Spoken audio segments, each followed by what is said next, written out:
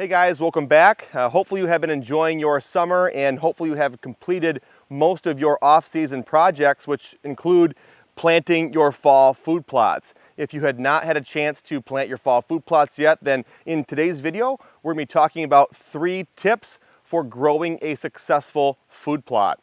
Now in today's video, in order to keep it somewhat brief, we are only going to be talking about 3 tips for growing a successful food plot. There are a lot more things that you need to consider if you want to install a successful hunting food plot. All right, so in today's video, just 3 tips for growing a successful food plot.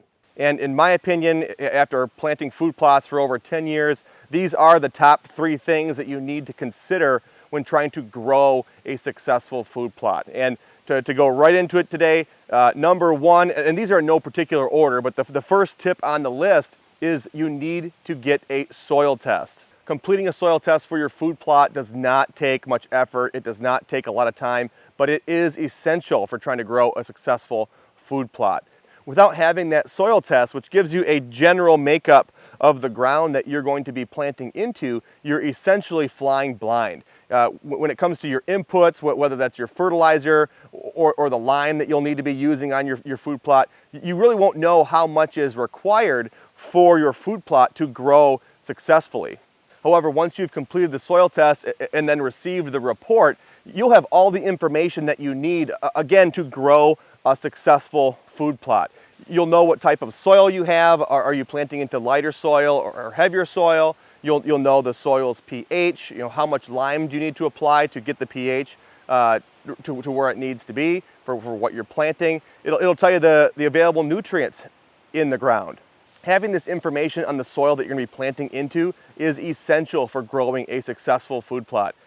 Again, if you're not getting a soil test done, you're basically flying blind with the nutritional requirements for your food plot.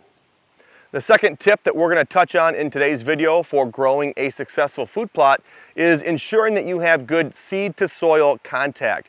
Now, there are a number of ways that you can prepare the seed bed to ensure that you do have good seed to soil contact, but the reason that this is important is because you want to make sure that when you're broadcasting your seeds, that your seeds aren't landing on a bunch of leaves or in a bunch of weeds that are going to stop the seed from reaching the soil. So when you do get rain, those seeds germinate, but if they germinate on top of a bunch of leaves, they will send out that taproot, but they're not going to find the soil and they're going to dry out and die. So you will have a food plot failure if you don't prepare the seed bed and get good seed to soil contact.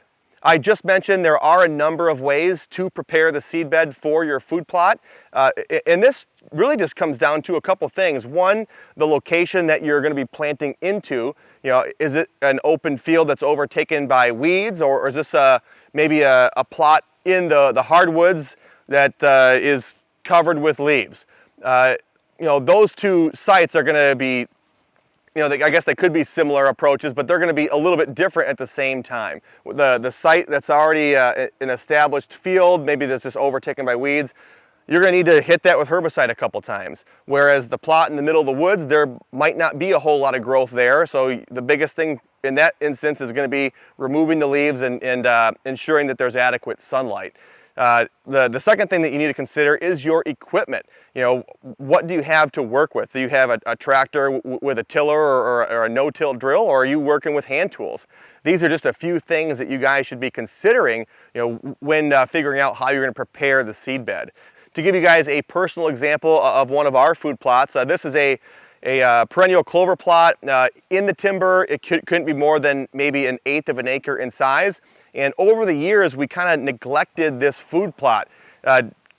It was a really nice clover plot once upon a time, but over the years, again, it was neglected. It just had a lot of grass coming in, a lot of weeds coming in, and we really needed to kind of reset this food plot and replant it. The difficult part about it is it's back in the woods, back near a lot of swamps. There's not really a great way to get equipment back there, so everything has to be done with hand tools. Last year, I went up there a few times and sprayed the area with glyphosate, killing all the weeds. And then once those weeds were dead, then I went in August and broadcast perennial clover in there once again, and then Labor Day broadcast some cereal rye. So because there was a lot of weeds in that area, I could not plant because I wouldn't have gotten good seed to soil contact. But because I sprayed the area with glyphosate a few times throughout the summer, that killed the weeds, that opened up some pockets, and when I broadcast the clover, it made its way down through those dying weeds to the soil, and when it rained, then those weeds kind of acted as a mulch layer for the clover, protecting it while it got established. Give you guys another example, the food plot behind me here. This is at our house here in Michigan. This site was sprayed a few times with glyphosate throughout the summer, again to kill the weeds and the grass. However, before planting, the grass was dying, but it wasn't breaking down fast enough. So I did take the discs to it and lightly disc the soil just to expose more of the dirt. After that, took the drag to it to smooth things out, and then seeded the food plot. So I had to take an additional step on this one with the disc just because the grass was not breaking down.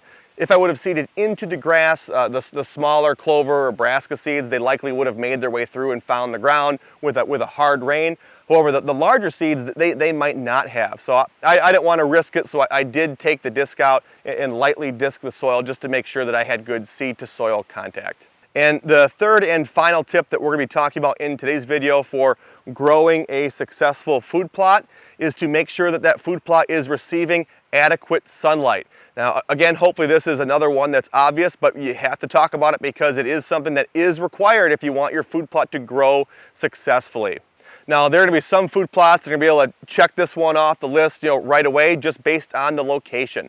If you have a food plot that you're planting into an existing field, you probably don't have to worry about how much sunlight you're getting because you're going to be getting adequate sunlight. However, if you're planting on the edge of a woodlot, or if you're planting within the timber, a lot of the small hunting plots that we like to plant, for kill plots, these are planted within cover. These plots, you really have to make sure that they're receiving enough sunlight for them to grow successfully. And if one of your small food plots or pasture plots or kill plots isn't receiving enough sunlight, there's really only one solution, and that's to take down more trees. Now, you do want to make sure that you're focusing on the correct trees, and for the most part, those would be the trees located on the southern side of your food plot. As we push into fall, the earth is going to continue to tilt, which is going to put the sun further south, or in the southern half of the sky. So where the sun is located in the sky right now in mid-August, that's not where the sun's going to be in September, in October. It's going to continue to move further south in the sky. So if you take down trees on the north side of your food plot, you're not really going to be helping your food plot receive more sunlight. You really need to be focusing on the trees on the southern side of your food plot. So that's going to wrap it up for today's video, guys, on 3 tips for growing a successful food plot. Hopefully you like the shorter videos. This will allow me to hopefully get more content out to you guys with a much busier schedule now with 3 kids, 2 of them in school and 2 of them in sports. But if you guys do have any questions on food plots or anything at all, please drop those in the comment section below. I'll get back to those as soon as I can, and we will see you guys in the next video.